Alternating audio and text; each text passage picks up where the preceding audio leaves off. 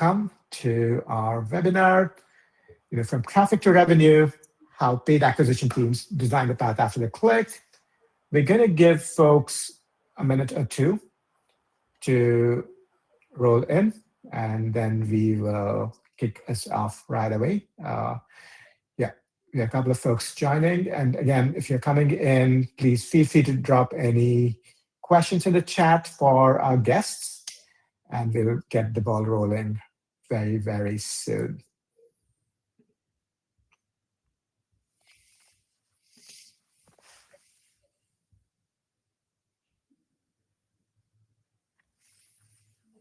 Excellent. We are at 6:01, so let's get this show on the road. Hello and welcome again to our webinar, From Traffic to Revenue, how paid acquisition teams design a path after the click. I'm excited to be joined by our fabulous guests. Just to go quickly around our virtual room, we have Jacob Rashfin from Botsi. We have Andre Shapton from FunnelFox, Patrick Stewart Constant, Sociaaal, Mike Gadd from Singular, Elise Zari from Lingokids. We have an all-star panel today that I'm excited to host and kick things off with. So, of course, before we get the ball rolling, this is hosted by us, RocketShip HQ and FunnelFox. So, Andre, if you want to take a moment to tell us about FunnelFox, for making this webinar possible, please go for it. Take it away. Yeah, sure. Just like a brief overview of FunnelFox. FunnelFox is a platform for building and launching funnels. It includes funnel builder, agentic funnel builder, and payments infrastructure that helps app developers to scale on web without any hassle with web payments. Excellent. And your co-hosts are us. I'm Shaman, CEO of RocketShip HQ. We are a creator-driven performance agency making hundreds of ads per month for a number of our customers. So hit us up if you are looking to scale your creative production. But for now, let's put the spotlight on our fabulous guests. Let's love to hear from you all.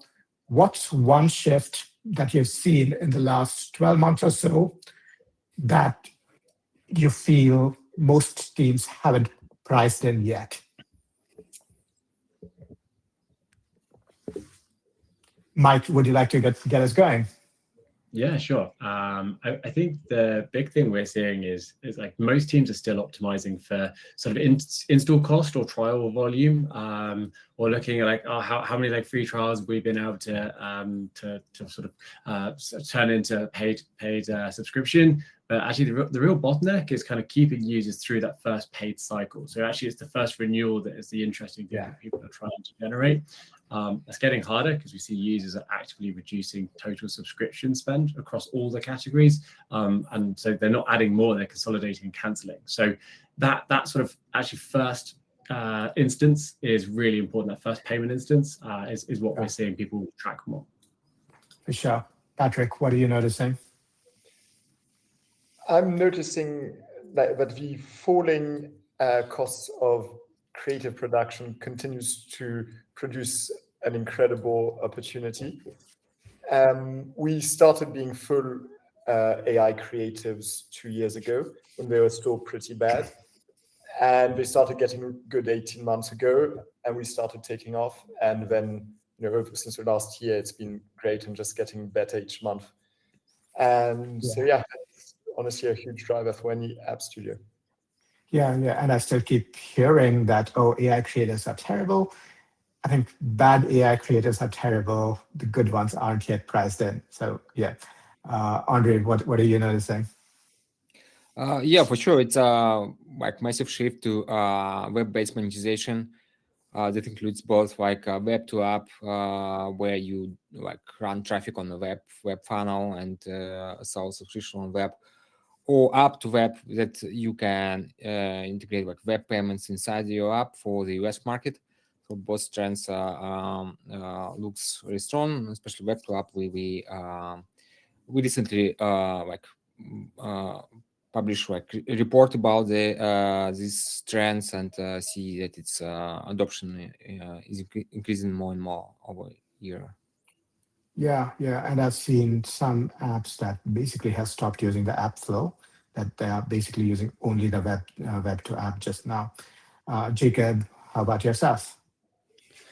Yeah, most of my focus is kind of post acquisition, and so I really see that personalization making a huge difference. And this is, it used to be all fake personalization, kind of pretend personalization. Now you can actually create, real personalized experiences in the funnel, post paywall, Gen AI to create, real unique experiences, and of course, like offers to the right user. So showing this right offer can be pretty meaningful difference in monetization. And then I think I've seen the largest apps figure this out. Like we see Tinder creating dynamic paywalls, different paywalls for different users. And so this personalization from, first touch point all the way kind of deeper experiences, I think makes a big difference. Yeah, and we've always had the data. It sounds like it's become a lot easier to use that data to personalize journeys, especially with the help of AI. Elise, how about yourself? What are you noticing? I would say in the last year, web funnels and web to apps have been a big focus, and it went from being a side experiment to a big acquisition engine. It only works if you treat it like one and not just a side project you're doing an hour a week. I think it's one where the barrier of entry has never been, lower. It's easier and easier to do web to app, but you still need dedicated ownership. You still need to run strong experiments and not just try it once and then discard it. So I think that's been something I've observed across different teams on subscription apps. Yeah, and it seems easy and it's actually hard. And for those of you who are curious, Elise and Patrick, you're both on my podcast, Intelligent Artifice. So please check out, everything what they've just said, but in a lot more detail. So please definitely feel free to check that out. Now, Andre, you guys had a report recently, basically saying, about 82% of top grossing apps now route their payments outside the store, which is a massive growth over the last year. What's driving that, and what sort of apps do you see might just be moving too late? So we did research the market in terms of like web funnels and web-based monetization, and found that the first thing is that drives that growth is attribution, because there is no like a DeFi restriction that Apple introduced 5 years ago, and you can use pixel-based and conversion API-based attribution, which means that you can get immediately signals about the purchase and optimize your campaigns with quickly and with less budget. You can literally understand what the creative converts better or worse. Also, there is conversion rates is higher just because of flexibility of the flow, and it's the whole funnel from ad creative to purchase is more holistic, because there is no generic step with the app install, and user just can continue engaging with the quiz right after click on ad creatives, which increase the conversion rate very well. And also there's a less commission, so you pay 2-5% payment commission to payment providers instead of 30% on scale to App Store. So yeah, this is the most main factors that drive this. For sure, lots of different factors, lower costs, more opportunity for customization, and certainly, all makes sense. And Mike, what from a measurement perspective, what has changed as more teams have gone off stores? I think with more teams going off stores, you've got a big challenge around like different platforms. So the fact that you were previously looking maybe at just like app information and everything's on one platform, but now you're looking at like web and app as well. What we've worked with customers is like making sure that you have everything going through like as in if it looks like an app purchase, for example. So it means you're able to better optimize your campaigns. You'll be able to look at all your revenue in one place. And that really enables people to be able to optimize more effectively, and also it helps to give you accurate ROI and LTV calculations as well. One of the biggest challenges people get to is they like see their their spend and what they're spending on their ads on different platforms, and they can't reconcile that at all to like where the payments are coming in, what the revenue's coming in as. So having a sort of strong way of sort of decoding that, being able to sort that is really important. And then finally is like just we see that like a lot of customers don't have it, or at the start maybe don't have a strong user ID implementation. So if you have a strong user ID, that means you can knit all these things together and you can measure everything in a sort of total view. Whereas if you don't have that, then you're seeing a device on a web, a device on an app, etc., and you can't match them together. So in terms of there's lots of rich measurement that you can see, but there's lots of sort of pitfalls that you can fall down where you sort of lose that measurement and lose that insight. Yeah, so if I understand correctly, there's one paradigm on the web, one on mobile. You really need to put in the effort to marry them, because otherwise you're just going to have two very different systems of reporting that will be a mess if you're not very careful. Exactly. We call it platform hell, singular. So basically you get stuck in platform hell, you can't make sense of what's going on, and it's key to try and find a way to get out of that. For sure. Yeah, to switch gears a bit, right? I know we talked briefly about creative. Elise, to lob the ball over to you. For a lot of products right now, there's just like an infinite number of creative directions they can go in. So what's your typical approach for figuring out what's the kind of bet that you want to start with? What's the kind of bet that you want to take up front? I would say I really like this question because there's a kind of like a classic answer, which I will share. But I think this year I've been seeing a lot of new approaches for creative that are not the classic route. So to me, the classic route, I wouldn't try to reinvent the wheel. I would look at what competitors do creatively in your vertical. I would look at top grossing apps that are doing really well, even if they're not exactly your vertical. And I would try to lift and shift their winning formats to your app to get started. So what that means is taking top creatives in the ad library on Meta, for example, and see how you can adapt them to your specific messaging. Your audience will kind of like dictate the kind of creatives you're picking and the placement. So for example, if you have an older audience, it will skew towards statics. If you have a younger audience, it will skew towards reels, quick videos without much edit, very organic looking, because you can't really convert someone who's 50 plus with some Gen Z, like type creatives, and the opposite is also true. Something a bit harsh, I would say, is chances are when you first get started, no one will care about all the benefits of your product, even if you're very proud of it, and even if you want to share them with the world. I think it works better, at least in the beginning, when you focus on a specific persona, a specific problem that your app comes as a solution and solves, rather than just talking about all the benefits. And once you get some momentum, iterate. Usually split your creatives with brand new, fresh concepts and iterations. So this is kind of like the classic approach.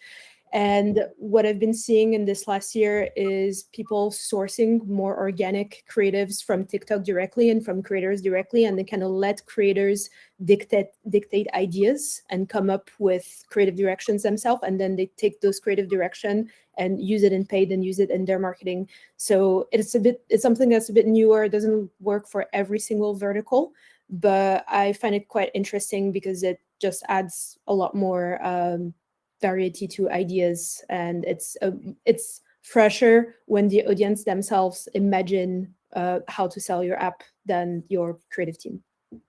Yeah. And I think what I find interesting in what you said is the very different perspectives. One, you said, hey, look at TikTok creators and see what you can borrow. But on the other hand, you're like, look at what's working and what your competitors are doing and see if you can repurpose that. It's very interesting because one way you're mitigating the risk by taking something that's proven. The other way with TikTok, you're also taking something that's proven. Really, you're not reinventing the wheel. And that's what I'm hearing from you. Yeah, and I think as you scale, I would really encourage to be more adventurous with your creatives and push the envelope more. But when you first start, you don't want to be making hundreds of creatives that will flop. You want to get something that will work from your first rounds of creative testing, which is why I wouldn't necessarily reinvent the wheel when you first start. For sure. And Patrick, you spoke briefly about how you guys have scaled creative quite dramatically. And talk to us about how you decide about which bets to take when you can basically make infinite numbers of creators. Yeah, the way I see it is I see creators as a search space, and the old-fashioned way of making a few creatives a month, a few dozen creatives a month, you'd only like search tiny bits of a search space. And the idea is you want to cover as much of a search space as possible. And there are like two implications of this. One is you really want creative diversity. So you don't want endless variations of the same creative, otherwise you're always in the same little spot with 100 attempts, but in the same part of a search space. And as we scale up, you want to be trying lots of different areas. And when one looks promising, that's when you want to do like lots of variations, like creative, really explore that part of a search space fully. And I think that's sort of how we navigate scaling up our creative production. At the moment, we're at 4,000 video ads a month, scaling up to 10,000 within the next couple, hopefully. Yeah, that's a huge number. But what I'm hearing you say is you're not making 4,000 that look mostly similar. No. You want to have those attack very different parts of the search space, as you said, right? Yeah. And as a follow-up to that, right? So if something's working, how much are you sort of iterating on what's working? Which is to say, hey, can we make different visual hooks? Can we add different hooks? Versus let's just go to a completely different area of the search space. So we're constantly doing both in parallel, and we continue doing variations of one ad, trying to change it as much as possible, but fundamentally doing variations of it until it stops working. And in the meantime, we have been exploring other parts of a search space, and we have been sort of basically stockpiling all of these different, basically brand new marketing angles or brand new concepts. And then we'll start doing more variations of the next one once one has run out. Yeah. And you said you're at 4,000, you're on your way to 10,000. What does that mean in terms of how your team has changed or grown? Yeah, I think that's classic Jevons paradox. It's the cheaper something is, the more you consume it. And so the creative team is actually our fastest. It's one of the teams where we use AI the most, and it's also the fastest growing team. We've sort of doubled the size of a company over the last few months, and we've tripled the size of a creative team. And that's because there's a lot of things you can automate with AI, but fundamentally ads which are like truly creative, original, with like fresh ideas, those are like these new concepts in the search space which will perform really nicely. And so we've needed much more human creativity as we've scaled up the number of ads. Yeah, and you and I have talked about this. And also, that's been our experience too. Our creative team's grown 2x just because as we have more throughput, we need more humans to manage the creative process. Elise, what are you seeing in terms of how AI is impacting the staffing of the teams? So I think it is an amazing help for like repetitive tasks. like resizing, localizing, generating B-roll, drafting copy, like all the things that are not necessarily the concept itself, but are, for example, the small iterations and the adaptation. That's one side of it where it's been extremely helpful. And the other side, which I love, is the creative analysis aspect, because when you have huge creative volume, you want to understand what's working, what's not working, where do you have blind spots.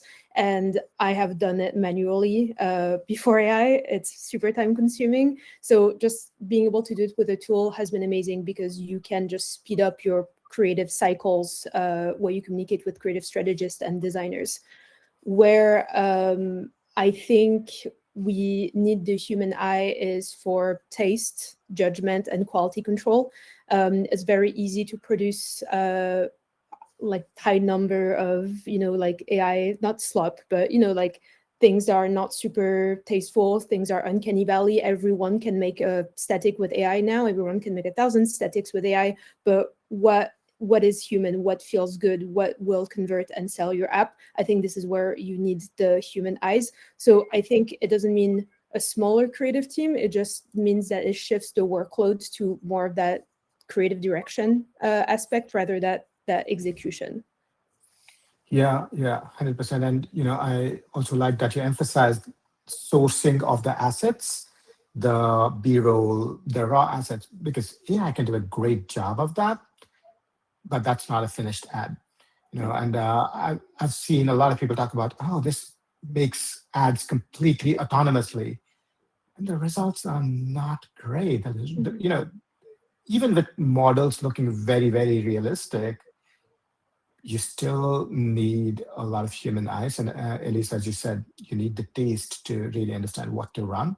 I think that's very, very true. Uh, Again, to switch gears a bit to the funnel side of things, Elise, and just staying with you for now, with web funnels, right? So a lot of teams try web funnels. Maybe they are like, okay, the early numbers are not great. Let's just kill this, right? So what are some of the things that separate the teams that really make it work versus the ones that are like, all right, I'm just going to give up now? I think, it's very cheesy to say, but it's ownership and troubleshooting. With web funnels, you have so many more things that can go wrong. It's not just, like your creative, your app store, your app. You have different pages, you have the payment, you have the sign up, you have even the setup of the campaign if you're running it through Meta, for example. So I think teams that will kind of give up early will run into a problem, won't see the data populating, won't see it working, and then they won't necessarily try to investigate every single part. So this is why, back to my first point, it's easier to run web funnels now, but you still need that dedication, and you still need people that will dig into what's wrong and not offload it to other teams when it gets a bit, crazy or technical. And it's easier said than done for sure. But I think winning teams or people that make it work are people that troubleshoot and constantly try to improve small parts of the funnel and small parts of the flow to improve numbers.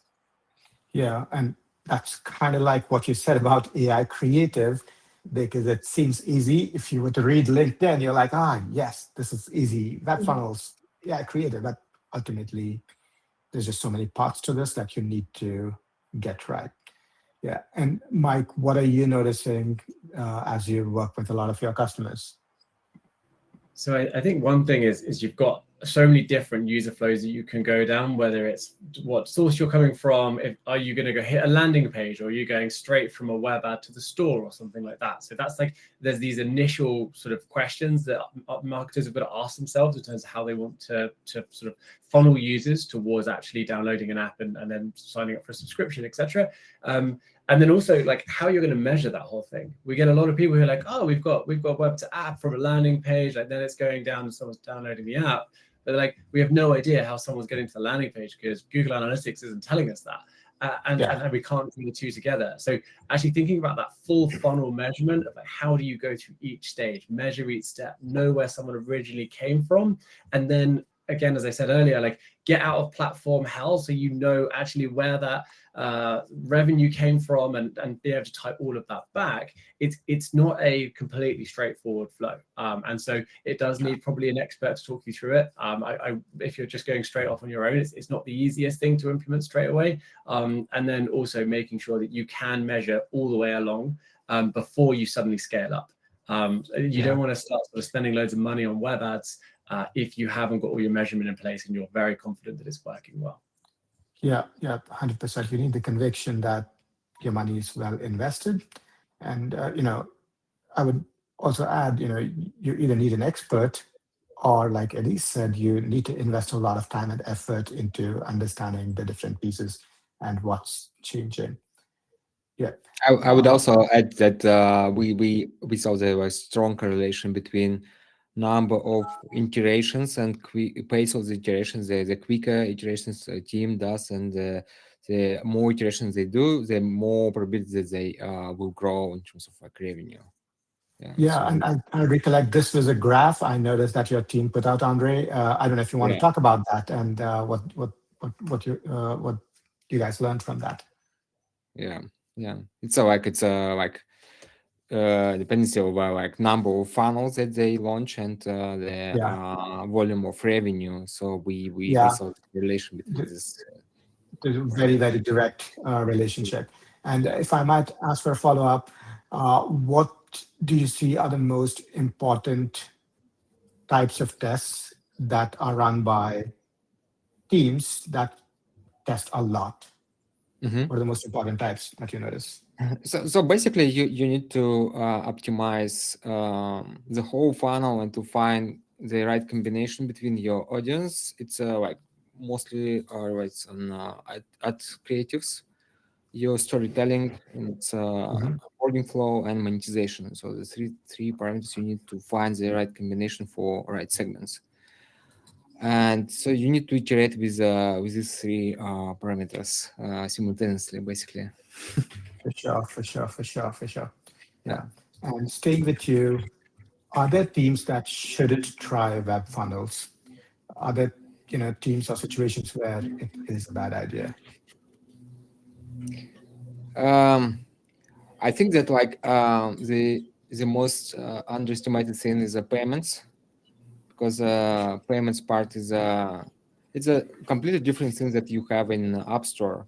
You need to take care of like refunds, chargebacks, and payment optimization to get the highest payments acceptance rate. And it's tough. It's like the rabbit hole that could be missed at the very beginning.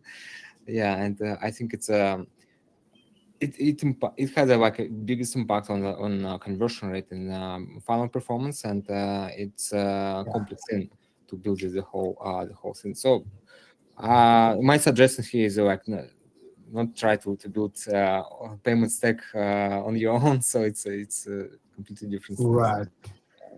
Right. So if you try to DIY everything, you might just find yourself in a rabbit hole.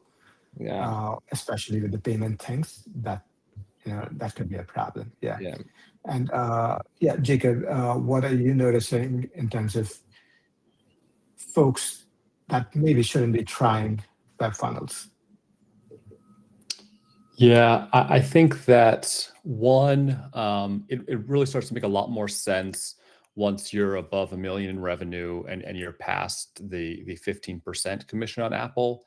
This is when kind of the proceeds can kind of start to pay off a lot more. That's usually also a good bar in terms of scale, in terms of like paid marketing scale, because you probably need to be okay losing like 10K or 20K a month on paid ads while you're testing and optimizing first. Like to their points, like you need to iterate and you have to assume, maybe the first few months you're not going to get it right and you're not going to be profitable. And so this means that you have to have some type of larger margin. You have to have a growing business at a minimum level of scale before you can invest that learning period. And so I think that a lot of it, because it's all driven by paid traffic, right? If you're having organic growth, like you're probably not investing in paid marketing, you're probably doing fine. you don't have kind of the ROAS constraints. And so it's really, okay, are we above the 15% commission to 30%? We have the decent enough level of paid scale to kind of lose money while we're in that learning phase. Yeah. And I tell people this is a lot like DSPs in some sense, that there is going to be a learning phase. Out of curiosity, in that learning phase, what would you say are some of the more common mistakes you see people make? And are there ways that apps could accelerate that learning phase in your experience? Yeah, so there's the two, well, I think there's probably like 3 elements of the learning phase. There's the acquisition side, like, are your campaigns different in kind of what's successful to driving towards a web funnel? I can't speak to the different kind of setup on the paid side as much. I think everybody else can probably speak to that better than me. But then there's the actual funnel of the onboarding flow. Like, can you sell the product successfully? Like, a lot of times you're moving from app to web. Like, in your app, you can easily show the value and the aha moment in your product because it's the product. Where on web, it's like you're still often directing people into the app. So how do you sell the product well? Probably to start, like, look at other competitors. And I think we all hate saying just copy somebody else to start, but oftentimes this is really what you need to do, and then try to differentiate and iterate beyond just copying to kind of build your own value. And then there's the paywall and kind of monetization tactics. Again, figure out the paywall and monetization tactics that's working decently for other similar apps. And so looking at what's working well in the market is usually the fastest place to start. If you have a long onboarding funnel, you kind of, you're in health and wellness, education category in your app today, you probably do. A lot of times taking that as a V1 into web will work all right. You've already proven that this kind of converts decently. And then a lot of times it's how do we improve and iterate faster on web with this funnel to kind of convert, motivate, and sell the product better. And then you often iterate on kind of the monetization, the different lengths of products, the value of the products usually is different on web. Yeah, and this basically echoes what Elise, you said earlier, in that there's just so many moving parts, and that's what's contributing to the learning phase. You can short circuit it, but there is going to be a learning phase just because there are so many moving parts. And if I have to double click on one aspect of what you said, Jacob, you spoke briefly about long funnels, and this is something a lot of people talk about. Oh, my funnel's longer than yours, and how do you suggest people think about funnel lengths, if anything? The length does not matter. Okay. Bigger is not always better. And so I think often to start smaller because you have more variables. If it's longer, and a shorter number of screens allows you to actually understand what's working. When you look at competitors in the market that have super long funnels, they didn't get there on day one. They started with something more manageable and controllable and iterated and tested into those longer funnels. And so when you see this 50-page, 100-page screen, it's not like they launched with that. You're seeing years and years of work and iterations. And so start with something smaller that you can manage 10, 15 screens or something. But really it's like, it doesn't matter, just whatever can get kind of the sale. And so oftentimes you A/B test, and it's easier with A/B tests to add something than take something away. And so usually they add other conversion tactics, other kind of communication, other questions, other kind of selling and motivation. And this is kind of what I would suggest as well. Increment iteratively to get to a longer quiz funnel. Right. So it's an incremental long-term process. Just starting with a long funnel overnight, probably not the best thing. And at least you've certainly seen a lot of funnels. What's your perspective on long funnels, just in the light of everything Patrick said as well? Yeah, I think it's very vertical specific. There are some verticals where it makes sense to have a lot of questions because the result of your funnel is going to be a custom plan that is, like answering a lot of specific questions. And there's some funnels where you want to bring the user as close to your app as soon as possible. So you want to just have like a few screens and then get to the solution. I think I was surprised when I got into it myself that, for some products, long funnels work really well. And there's actually not that much drop off question to question, because when someone is 15 question deep, why not answering the 15 next ones? Why would they quit there? They want to know. And there's a lot of UI and UX mechanics you can add to your funnel design to make them, like aware of that progression, and they want to keep going just to finish the bar. So I think, yeah, it really depends on the vertical you're in, and I don't think bigger is better necessarily. It really depends. Yeah. And if I might follow up, what verticals do you see longer funnels better for? What verticals do you see shorter ones better for? I think longer one, I would say any like weight loss and health and fitness that is like quite personal, and where you need a solution that's not only, I think, physical but also like emotional a bit. So you want to build in this really precise profile, and maybe a shorter funnel, any apps for children where it's parents that do the funnel, but the app is for children. Parents don't really want to answer a bazillion questions about their kids. They just want to get to the app, and they just want to get the product. So this is when the personalization is not for them. So it doesn't really make sense to add a lot of questions. Interesting. And Patrick, if I might lob the ball at you, your apps are what I would describe as entertainment, AI, utility. What's your perspective on funnel length? Yeah, but obviously these sort of funnels you use vary a lot depending on the different apps.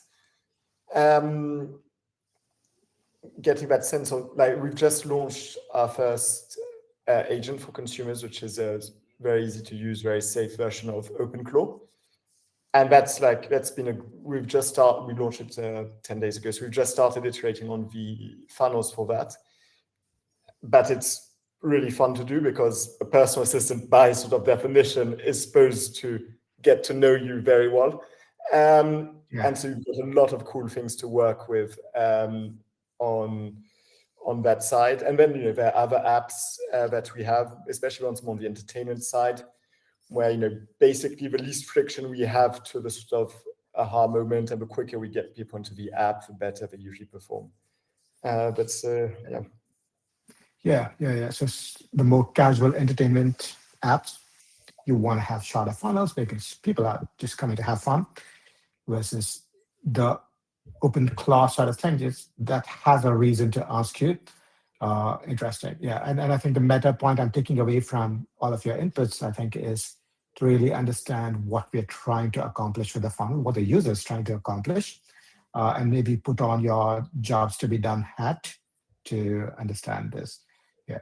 And Andre, you certainly see a lot of different funnels. You probably have a lot of different data points. What do you typically notice in terms of what corresponds to funnel length? And is that something that people should even worry about?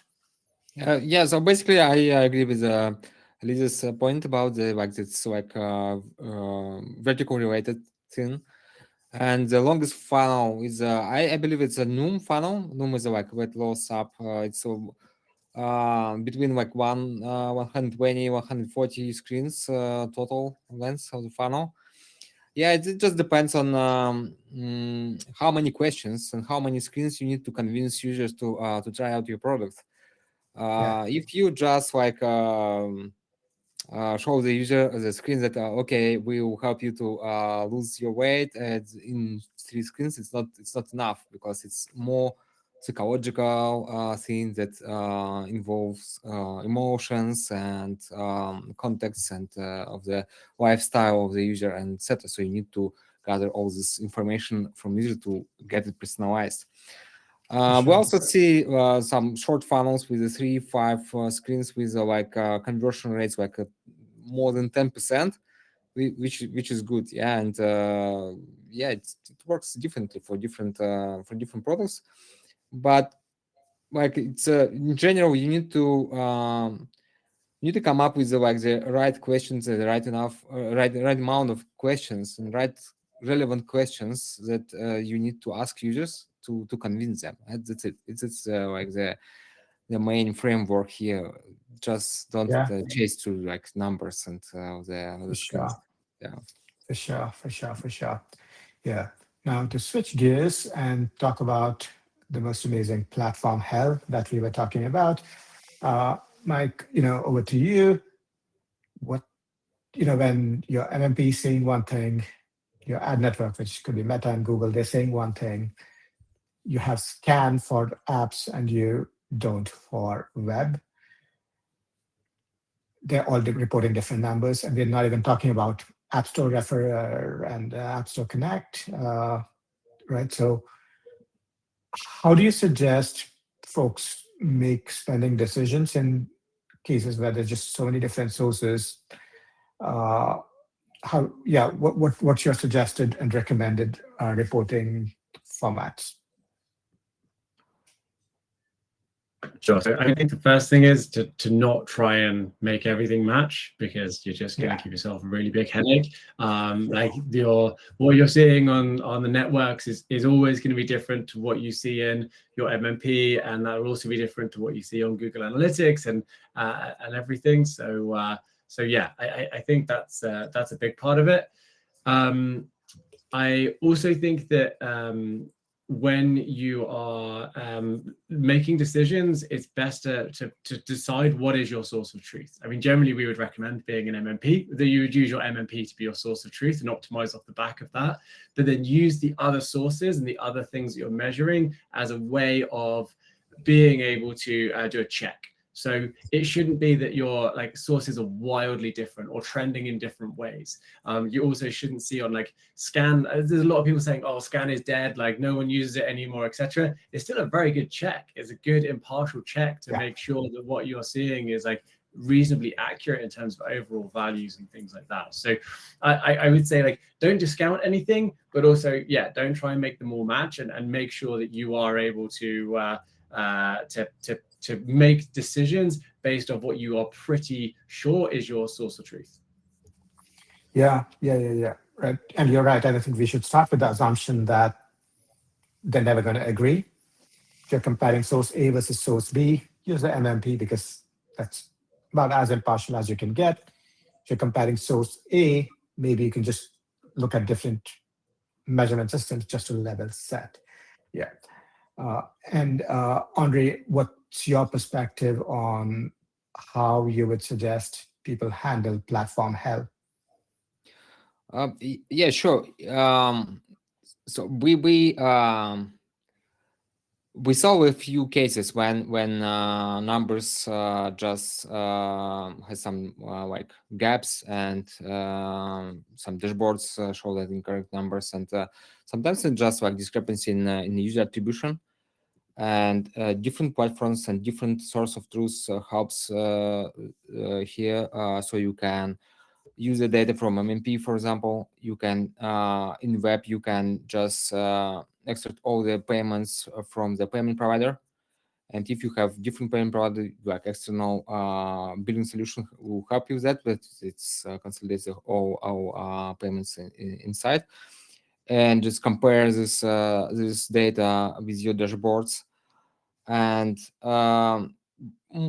mostly we recommend to focus on ROAS if you like estimate your ad creatives and campaigns. So don't just be fooled with conversion rates and any like proxy metrics like CPM and etc. Because we saw that within one funnel there could be conversion difference in conversion rate like by 10, for example, and depending on ad creatives. So one ad creative can show you 3% conversion rate, another like 10% conversion rate. It's ROAS will be the same.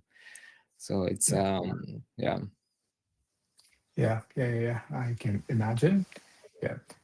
And obviously platform health is important and critical because you need to measure what you're doing. And to switch gears a bit, right? So I know some of you talked about how you really need to measure down the funnel But a lot of UA teams or growth marketing teams really have visibility only into what happens very up funnel, because that's what the platforms expose. Yep. So the activation matters, but that's not what a lot of growth marketing teams see. For instance, if you're a meditation app, you want the user to start the first meditation, start the fifth meditation. The UA team doesn't really see that. So how would you suggest, and Jacob, I would love to have your perspective on this, how would you suggest teams stay accountable for activation and down funnel metrics and maybe full funnel metrics? Yeah, so it's never a simple problem that's fully resolved. And the larger your company gets, the more team members you have, and some of it's kind of just this collaboration, communication challenge that just, hey, make sure our teams, the product, monetization, acquisition teams are kind of talking. But ultimately, you need to make this connection between the activation moment and revenue or trial conversion. So kind of proving to everybody that, hey, the more people are activated, the better your ads are going to do, the more revenue you're going to generate, the more renewals will come through. So first is kind of just making sure people understand this kind of relationship and connection. This comes with kind of quantitative analysis, figuring out what your activation moment is. And so once the team understands this is all kind of connected, it becomes a little easier, because it's kind of part of how the company operates and thinks about success, right?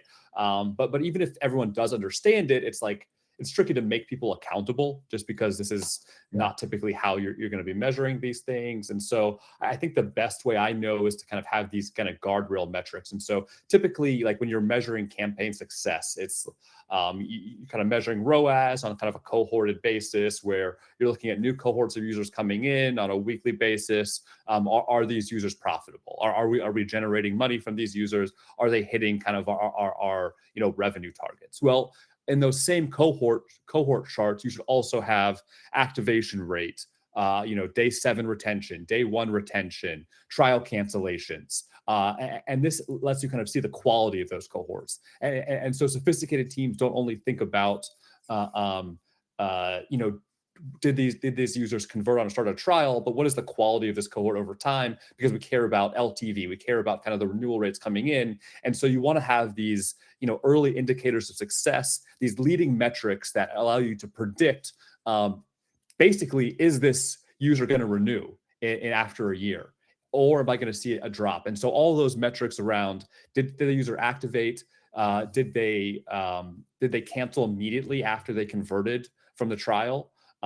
Did they, at what time frame? And then also kind of retention metrics should allow you to have these kind of guardrail quality metrics. And then if you hitting kind of ROAS targets is not enough, you should also be saying, do we have good quality users coming in? And then if you don't, you go, well, what changed? Did our ads change, or did our product change? Because it's these tell you that something happened. They don't tell you what happened. And then it's a deeper investigation. For sure. The moment you have one single target, it's a system that everyone wants to game. And what I'm hearing you say is you want to have guardrails around that. And Mike, what do you see when you talk to a lot of your customers in terms of how they balance measuring for one single target versus actually ensuring holistic growth? I mean, I think we spoke earlier about like measuring that sort of first renewal or something like that, sort of down funnel metric there, which is really important. But actually, I would say one of the sort of simple things that gets missed quite a lot is actually just making sure you're fully tying up your campaign data with your attribution and event data, because it sounds really simple, but actually it does get missed. And if you're not doing that, then you can't hold your UA teams accountable, because they can't see where their campaigns are going and what's resulting in those campaigns. That's why, like Singular, we make such a focus on making sure that is like one whole thing that you can see from the starter campaign, your creatives, etc., all the way through to your down funnel events. So yeah, I would say just make sure the basics are in place, and you can actually see those metrics. You can tie them back to your campaigns, and that's the easiest way to start sort of putting more emphasis on optimizing towards events that are happening further than just the subscription or trial starting. Yeah. So what you're saying is show the metrics, make it easy for everyone to see, so that they really understand what's happening. And Elise, if I had to ask for your perspective on how teams can be accountable for down funnel metrics, activation metrics that aren't really top of your dashboard, if you will. What have you seen?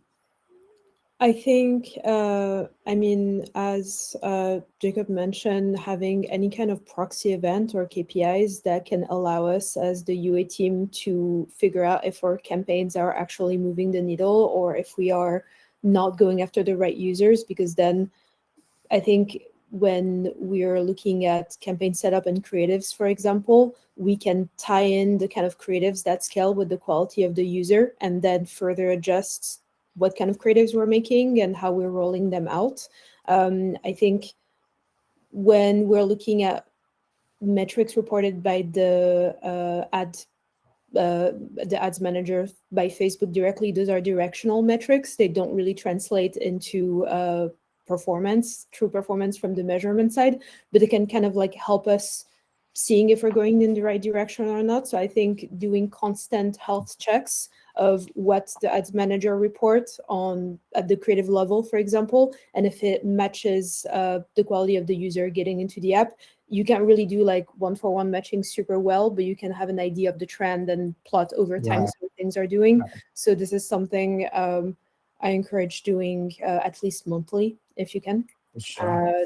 To make sure you're going in the right direction, especially if you have a significant creative win or a creative shift. You just want to make sure that you're still going to the right direction of acquiring the right users. Yeah. And we've seen that too. Sometimes a creator is doing really well based on the cost per trial, but the quality of your audience is terrible. The downstream retention is terrible, and that's something you definitely want to watch out for. Excellent, guys. So now, if we have to move to the last leg of our webinar, let's tee us up with a couple of quick fire questions. So, Andre, paywall or pricing change that you've seen that you would say made a massive win or a difference? What's one example that you can share? Yeah, if I need to take only one example, I think the most common practice right now that like help app developers boost revenue on web, it's introductory offers, like when you apply discount on the first billing cycle, so like 1 month with discount, another month, and 4 months with the full price. Yeah. I think it's the most common practice right now. Yeah. Jacob, what have you seen? Few. I see that multi-page paywalls, kind of breaking down that Blinkist trial approach to kind of simplify information across multiple pages. These can be a big win I've seen. People, always a big win is, moving from an annual plan and moving kind of monthly or quarterly to a view all plan screen, driving more annuals. And then I've also seen trends around kind of paid trials. So showing annual plan with a 7-day trial or paid trial, that's like $4 for 30-day trial or something. Those are a few big trends I've seen on the app, on the in-app purchase app side. For sure. And these are variables that you wouldn't have seen tested so much even 2 or 3 years ago, which suggests to me that people are testing and trying a lot more variables lately. It's very interesting to see. And on the acquisition side, what's a recent creative win you have seen that you can share? Patrick, if you want to take that. Yeah, so it was one ad. So often because we're category leaders, we don't have any like competitors to really copy. But so we look at a lot at, what people are doing in completely different sort of industries or verticals. And it was an ad actually inspired by an ad by Liquid Death, who are obviously really good at their marketing, and basically reacting to some users' comments who couldn't understand how to work the app and making fun of them. And that performed really nicely for a few months for us. Yeah. Elise, any examples of standout ads lately? Yeah, I can talk about app I was consulting for a few months ago. So on their best performer, they had some kind of like negative comments, calling out the app to be spying, or like the app is just like a spy. It was a AI app. So we took that spy comment and really turned it into a skit. So we asked some creators to dress as spies and just do some like James Bond moves and with like a very simple hooks. And that worked really well because people really saw the humor. We were making fun of our own app. We weren't very serious about, like the messaging of the app. And that was a really good success. We had some really good, I think, cost per trial, but also the, like the organic uplift of how many people shared it and commented it. And this is something I care more and more about. And it's, like the fact of like taking some negative comments and turning them into hooks, doing some social listening, being aware of what people say about your apps and not just launch them in the dark and look at the data, actually interact with the social engagement. Yeah, also things that are really hard to do with AI. Yeah. Also the example that Patrick, you gave, it's not going to be easy to come up with those ideas with AI. And you could execute these ideas with the help of AI, but I think the actual ideation, I think, would be really hard. Yeah. And if we had to go around the room for one piece of advice or suggestion that you would have for a UA team that's scaling, that could be non-conventional or conventional, one piece of advice that you would have, quick, rapid fire. We have 4 minutes to go. So Mike, if you want to get that ball rolling. Yeah, sure. I think the key thing is make sure you've got everything mapped out in terms of how you're going to track it. Make sure you've got that sort of unified measurement stack sorted and working before you scale. Don't try and scale fast and then try and sort of fix it as you're going and wondering why none of the numbers make sense. Yeah. Patrick?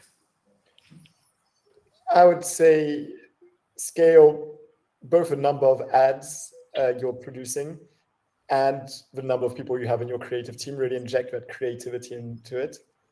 Scale their salaries also, and it works nicely. Yeah. And Jacob, what would you have as advice? Yeah, focus on monetization. Like, I think people underestimate the power of increasing ARPU. Like a 10% increase in ARPU could be like a 50% increase in your margin for scaling ads. And so if you increase monetization, you should be able to spend more and scale further there as well. For sure. And the mix between your plans, I've seen increasingly makes such a huge difference. So yes, 100% test more monetization. Sure. Andre? Yeah, for teams who scaling the volumes on web, I would suggest to diversify the channels, like ad networks, like Meta, TikTok, Google, also different channels like web to app with payments on the web funnel, also with the like landing page and in-app funnel as well. So it's all different audience. You need to tap all this audience simultaneously. And for web payments, just like take care of payments at the very beginning, because it's a huge leverage of your growth. Sure. Elise, what piece of advice would you have? On web funnels, if your team is interested in making them work and scaling them, you need dedicated ownership that lives inside your UA team. There are some great tools out there to build web funnels. There's some great resources, but you need one person or one team that really owns it and scales it and builds a specific roadmap, or else it's not going to work. Yep. Excellent, guys. Thank you so much for sharing your wisdom, sharing your insights. This is a great place for us to wrap up. Yeah, we have just about a minute left. So thank you again for your time, everyone. And yeah, have a great rest of your morning, evening, afternoon, wherever in the world you are. Thank you, guys. Thank Thank you you so very much much. for hosting that. Thank you.